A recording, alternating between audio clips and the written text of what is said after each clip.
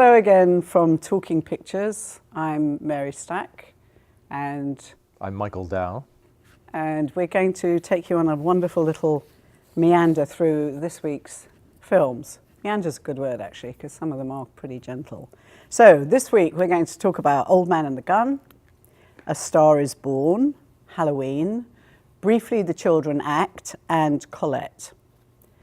So, a couple of them we shared and we saw together, and some we didn't. So we're going to start with Old Man and the Gun. Yeah. Cream of the crop right off the top. He's a poet and he didn't know it. Came up with that. So it's the gentle, charming little trip. We're accompanying 82-year-old Robert Redford on his last movie, apparently. Written and directed by David Lowery. It's based on the true story of, I hate to call him a bank robber because he's so nice, but Forrest Tucker, who was this exceedingly polite bank robber who used to meander around as a likable Southern gentleman and managed to hold up, he got arrested at 15 and jailed, and he actually broke out of jail 18 more times in his lifetime, and at the age of 70, staged an amazing getaway from San Quentin in a boat. And they actually cut to pictures of that. Mm-hmm. So this is beautifully shot. It's a 16mm film. It's very soft, good on the eye. It's kind of nostalgic, forgiving of both the ragged-looking Robert Redford and Sissy Spacek, who I think was dynamite. And this bank robber just can't give it up. He's got this gang called the Over the Hill Gang, which is just perfect, isn't it? Yeah, it's adorable. Yeah, and so the Over the Hill Gang are Danny Glover and Tom Waits. Tom Waits. And Tom Waits is somebody, of course, you almost expect him to have his scene. And I could kind of use that as an example in the film because there are a lot of great little moments in the film. They're almost like little intermezzos, like moments that don't need to be there, but they provide an abundance of like character color and kind of local color. Because we go from, where do we go from? We're in Dallas, then we're in St. Louis, then we're in San Francisco. Mm-hmm. And the film does this nice kind of understated thing where it like captures the different qualities of those places that he kind of floats through as he's committing these bank robberies. But the bit with Tom Waits especially, he does have a scene-stealing monologue, which is really great. Don't tell them. Yeah, tell them. yeah. It's very clever. But as I say, it's a good example to kind of really address the way the film both sticks to the plot. I mean, you know, there's a kind of loose thread of a plot where he's basically committing a series of bank robberies, but all the in-between moments are so charming. You know, whether they're major ones, such as giving Tom Waits an entire scene where he, again, not saying too much, but talking about a paternal conflict that he had as a child that still haunts him traumatically. But he does it with great humor, as you would expect. But there are a lot of moments as well. Elizabeth Moss, who was in Mad Men, she has a great scene, a single scene. Yeah. Very good actress. I can't say who she is because that's a giveaway. But and then there are also a number of very minor moments that I feel like provide a greater kind of atmospheric context to the world of this character. Again, circa 1981. And I just give one other example right from the beginning, when Robert Redford commits his first robbery that we see.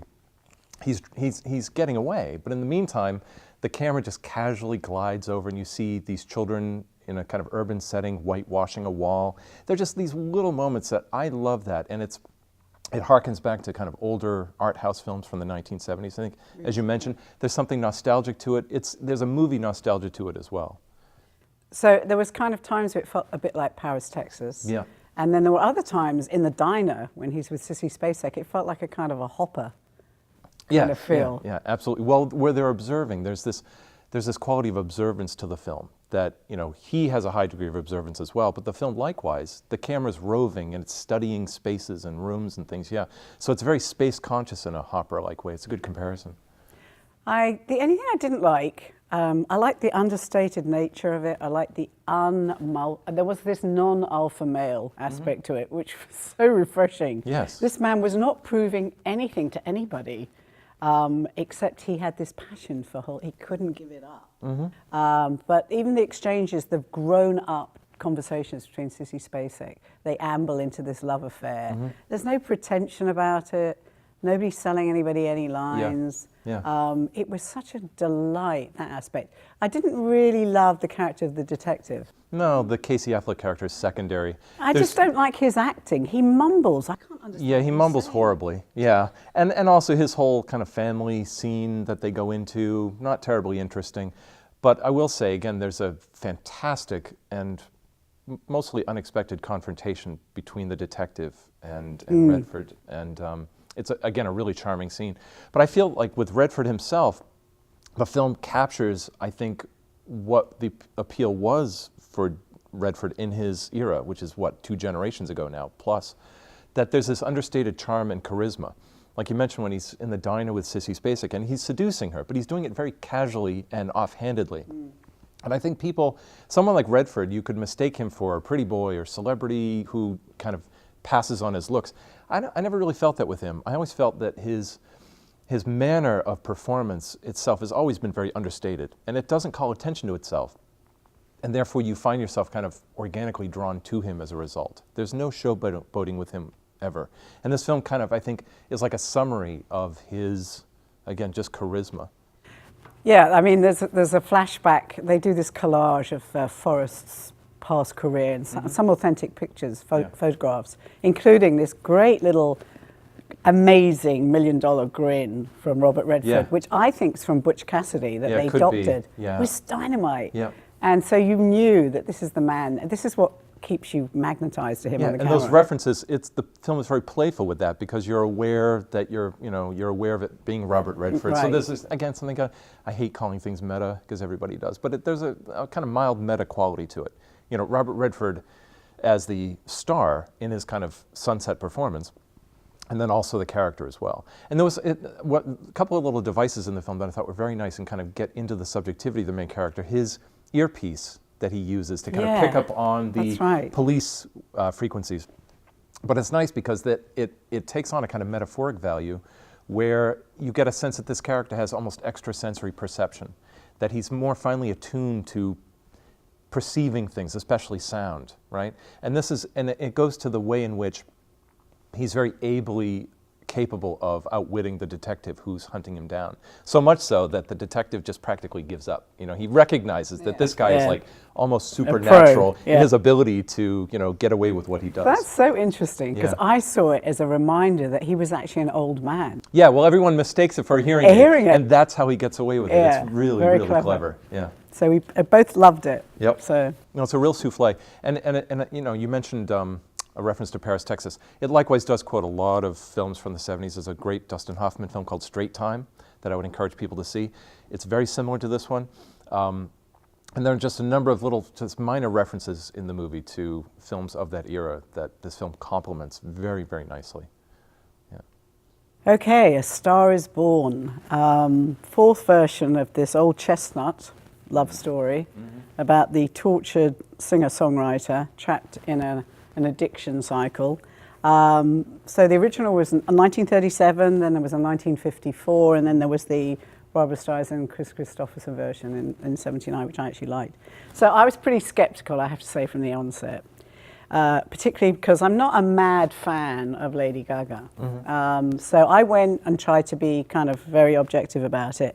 And I have to say, on some levels, it's a very well-made film. Bradley Cooper has really actually put himself out there on a limb, both performing, directing, and partly writing some of the songs. The soundtrack is kind of interesting because it's written by a whole array of really serious musicians. Willie Nelson's son, Lady Gaga wrote some of them. He wrote, I think, one of the songs in it. Yeah. So, it's strong. The soundtrack song, strong. I don't know. I like the beginning. I loved her stripped down version. Yeah. I really did like that. It was refreshing. It was authentic. She was Italian, believable, quite mouthy. Her home life is authentic. Andrew Dice Clay, who plays her father. Yeah. He's given some dialogue which gets a little redundant after a while, but his performance, he just sinks right into that character so effortlessly you barely notice that it's him, right? You kind of alluded to this. When the film started right from the beginning, I felt it was just pitch perfect. The beats, the pacing, everything was dead on. the way in which they meet cute and they connect, and there's this scene-stealing performance that she gives in a drag bar. Yeah, that was good. Which is absolutely extraordinary. It's very evocative of Liza Minnelli, Cabaret. It's got that quality. The cinematography throughout the film is absolutely incredible. I mean, it's a masterclass in cinematography, but it really is especially true, I think, in the first act or the first third of the film, where it achieves so many high points and it seems so self-assured that I felt about 1/3 of the way through, and it's almost like you can feel, as it were, like the bottom of the film kind of dropping out. And for me, it just goes almost cold about 1/3 of the way through. And it never really seems to recover. Things happen with her character that I found unconvincing. I feel that the film kind of sells her short a little bit. And, you know, certain events that happen, the tragic events near the end of the film, likewise, the motivation isn't really there. But, you know, it may again just simply be that the first third is so exquisite that, you know, there's nothing comparable in the latter half relative to it. I mean, the chemistry is very good on screen between them. It's hard to believe they're not absolutely in love, because And they're natural with each other. works Yeah. so well, particularly the duets. Yeah. And then, as you say, this something happens. I think it was too long. It was actually too long. I found myself like lagging after the 2-hour mark. But I didn't like the metamorphosis. I did not like it. She did become Lady Gaga. Yeah, And, in a sense. you know, Well, I she think- argues, I'll never have my hair platinum or something at some point. And the next scene, she's got orange hair. Yeah, the film seems to want to have it both ways, that she is in some way kind of bemoaning the loss of her artistic integrity, but at the same time, she seems to give in to the kind of pop entertainment machine entirely too easily. It's strange what happens with her character. I really couldn't quite stick with it, you know? I thought Well, I think also the stunt casting issue with her as well. The film maybe doesn't quite seem to know what to do with the fact that we're never really entirely forgetting who she right, is. that's true. Combined with the fact, as you say, I mean, likewise, I'm not a huge fan of hers, but the talent, you know, all due respect to her as far as her talent, which is extraordinary. And even then, I didn't quite feel like she was completely unleashed. Even the big number, I'm not giving anything away because every Star is Born version has some kind of big denouement, right? And even at the end, I felt like that was too restrained for her, okay, in terms of casting. You know? I did like what the device they did with makeup, though. I liked the peeling off that he did in the very first evening together. I really want to see who you are. Or, Yeah, there's this kind and of... then she does that to him. Yeah, there's this shtick with the eyebrows, which is really good. And she does it back to Again, him. it's Like, always oh, the small details that I think make the difference. Yeah, you know? so the level of peeling off and who's in disguise and who's real, Yep. the playing with that I found was clever. Yeah. Unfortunately, you know, as you say, for me, him suddenly giving in to this little schmuck of an agent. Well, the problem is too, again, It wasn't believable. and the film cops out because, I feel, because it farms out the villainy to a third party, you know, in the final act of the film, and you don't see it coming, really. And it lets the other two characters off the hook, I feel, in effect. You know, whatever kind of emotional crimes they've committed against each other is kind of, you know, it's a little too easily forgiven.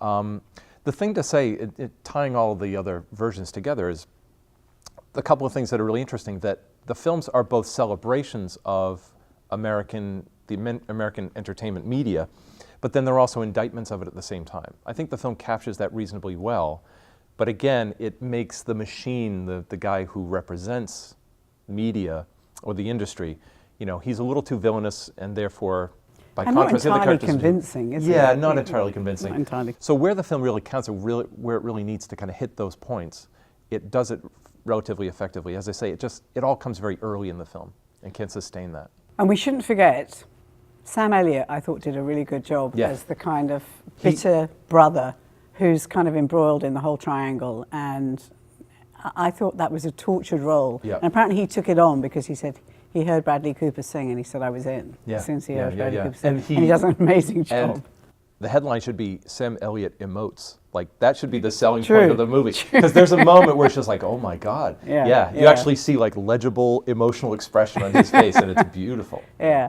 So I am not the 5-star, this is a home run, but I do think they're going to get Oscars for this. Well, that's again, that's the industry. that's the whole, Yeah. like every version of these. It's the mythology. It's just A Star Is Born really is like a popular culture mythology for the American mass audience. And Bradley Cooper seems to be very understanding of that. Yeah, plugged in. Yeah. Yeah. Okay, well, Halloween. Halloween. This may be, I almost get choked up having to confess this. It honestly may be like the biggest disappointment of the year for me. Yeah, Whoa. I'm not exactly sure what to make of it, really, except for the fact that it's yet another one in a long line of movies that is, whatever you want to call it, a rehash, a remake, a reboot, right? Reanimating the corpse, however you want to describe it. God. And I knew I was in trouble with the film pretty much right from the opening credits, where it's very imitative of John Carpenter's original, of course, 1978, right down to using the music, of course, with John Carpenter's blessing. He's, I guess, relatively involved with the new version. But the opening credits, I don't know if you're familiar with Halloween, because you tend to be adverse to horror as a general rule. I don't think I watched it all the way through, Michael. Yeah. But the opening credits, extraordinarily iconic, the image of the lit jack-o'-lantern. Oh, yes, yes, yes. On this film, the credits basically begin with a deflated jack-o'-lantern, and the jack-o'-lantern is, in effect, inflated, as though it's being reanimated, okay?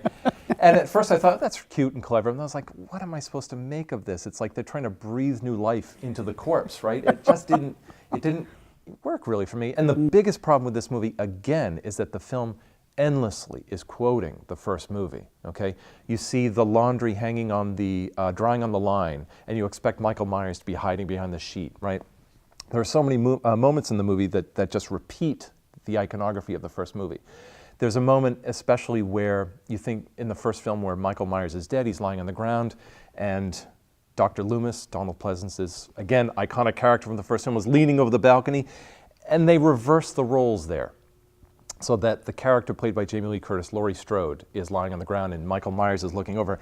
It's pointless. I mean, these moments where it's just like in-house. Yeah, it's just like this pointless like rehashing of imagery from the past film. What I would have loved would have been, even had the film failed, had they tried to achieve the same degree of tension and anxiety and, you know, unpleasantness of the first movie without having to lean on the original like it's some kind of crutch. It's just, I don't understand that really. It just doesn't make any sense to me.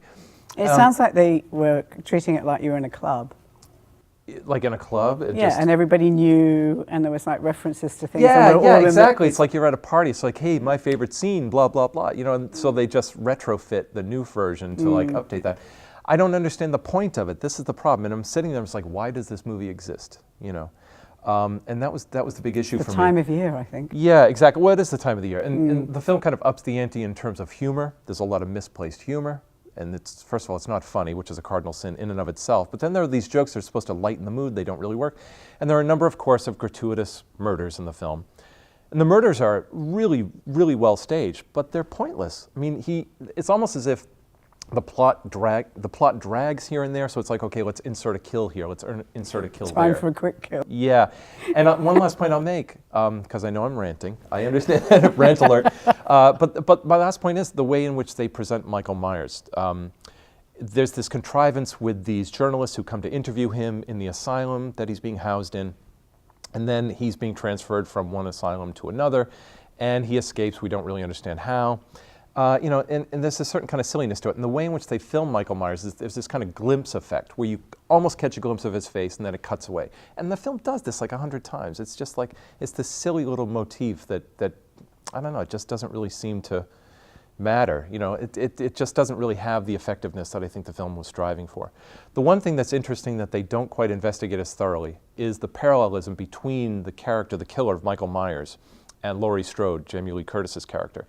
The idea being that because of the trauma that she experienced being stalked by him in the first film, she basically lives an imprisoned life.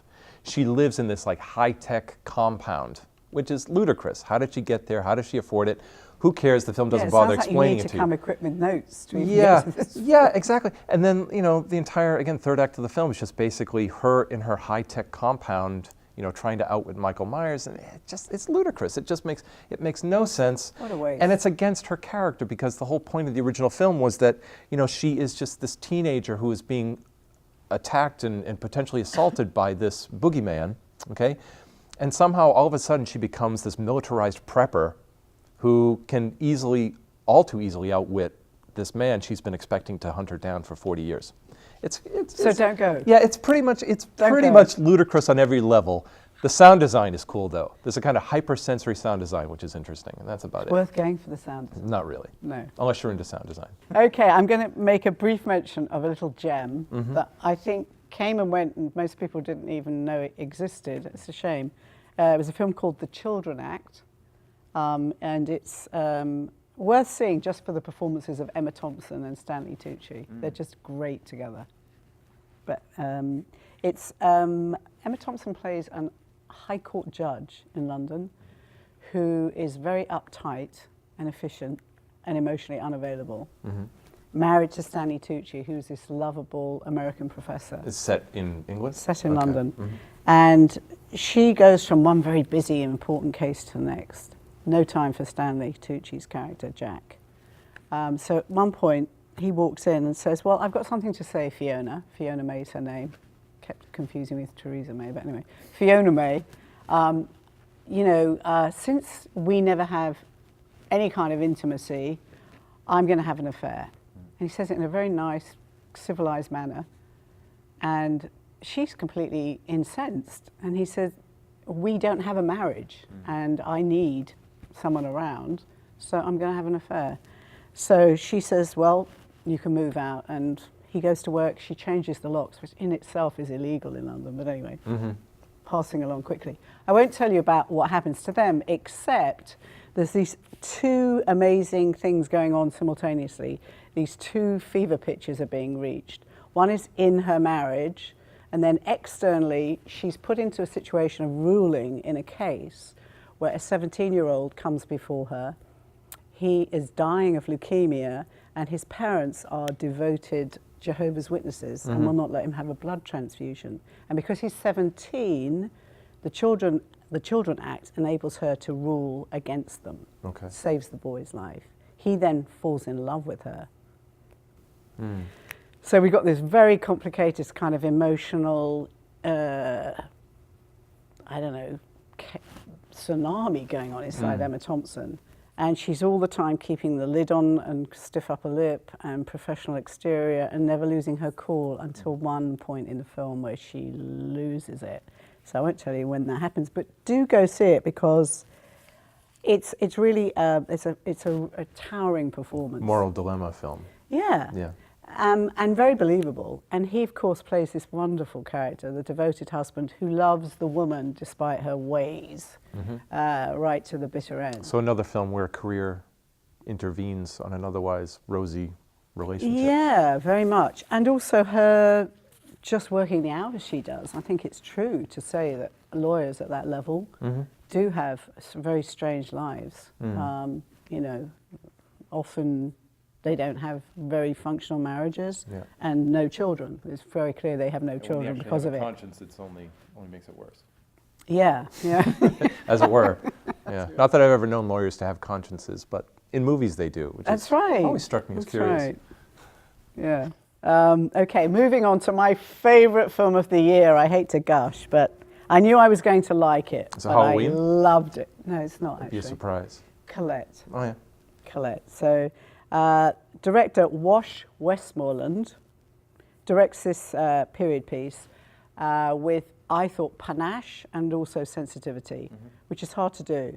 So at the same time, it's very accurate and in keeping with the time. It's also incredibly fresh and somewhat outrageous, and it works really well. A little bit like Moulin Rouge did. Okay. That same kind of combination. Shouldn't work, but does? Yes, Yeah. yes. Fantastic casting. So you've got this Parisian playboy, Willie, who's a writer, played by Dominic West, and then Colette, whose real name is actually Sidonie Gabrielle Colette. You see why she shortened her name, right? And that's played by Keira Knightley. And I think this is the best role she's ever done. I haven't seen her for a while. She's got rid of all that Pirates of the Caribbean rubbish. Good. And she's gone back to really acting. And she is magnificent. She's towering in this film. So anyway, she leaves her little country home way outside Paris. She falls in love with this useless but very charming, and you have to like this Dominic West character. He's larger than life. He brings her to Paris and introduces her to the salons, and he's got these very extravagant tastes, including women. So she suddenly confronts us. She's with this bankrupt, useless guy who's got this very inflated lifestyle, and he has a kind of bevy of ghost writers that all write for him. And this is a true story. Yeah. And she becomes quickly one of his ghostwriters. And he says, "Oh, we're bankrupt, do something." And he locks her into a room, and she starts writing about her childhood memories, her girlhood in rural France. And it becomes a bestseller. And it's an act of desperation that she does yes, this. Yeah. Yes, and he at first doesn't like it. Okay. He says, you know, there's no action. There's nothing happening. So he does fiddle with it a little bit. But unlike The Wife, which was kind of a similar situation. Yeah, I was going to say, yeah. This is not that intense, dark kind of thing. They have a very playful, fun relationship. And you actually like him, even though he's a villain, you can't help but like him. Anyway, the whole thing comes to a very interesting menage a trois situation. So in order to allow his sexual appetites to flourish, she says, well, I'm going to do likewise, but hers take her to women. So there's some very interesting scenes. One character is brilliant. Eleanor Tomlinson, who you may know from Poldark. Yeah. Poldark, the television series. She plays Poldark's wife. Okay. She plays this southern seductress with great aplomb. She's very, very good. And they end up both having a relationship with her. Nice. And this is all put into the character of Claudine, Yeah. which is a massive bestseller. It becomes the talk of Paris. Okay. And so this couple are, you know, like Brad Pitt and Angelina Jolie. People follow them round, and anyway, the whole thing comes to this pinnacle where he starts to be concerned about gender, and he doesn't mind having an affair as long as it's not with men. Yeah. She also finds out he sold all the rights to her books. Yeah. So she has nothing. And he's already been using her name to get to where he is. So that's it. She What a says, jerk. that is it. And at the end, they tell you that she goes on to be the most famous novelist, French female novelist ever. She has this torrid affair with this woman who dresses as a man. This is all in one movie? This is all in one movie, but it's done very well and very easily. Yeah. And then she goes off into the sunset with her male, female. Nice. And it doesn't have to be 2.5 hours like A Star is Born. No, and you're just transported. You just go along this great ride, and it's fabulously executed. Costumes, lighting. Yeah, yeah. They actually have a Moulin Rouge scene in it, actual Moulin Rouge scene. And she does this great thing. She transports herself into being a performing artiste as well as being a novelist. Okay. So there's a lot of drama Yeah. of the time, dancing and all that kind of frolicking around. It's fantastic. Sounds great. It's fantastic. So can't recommend it enough. I'm going for a second portion. I'm going to go for a second helping. So, wow. So some manic depressive reviews there. Yeah. Well, pass on the pumpkins and Seriously. go see the real souffle. Yeah. The real substance. The substance. Souffle as substance. Souffle as substance. It Old does. Man and the Gun too. That's Very true. much so. Old Man and the Gun. Yeah. Okay, so, well, it's Been a pleasure been a real pleasure. of sorts. And we'll see you again soon. Bye-bye.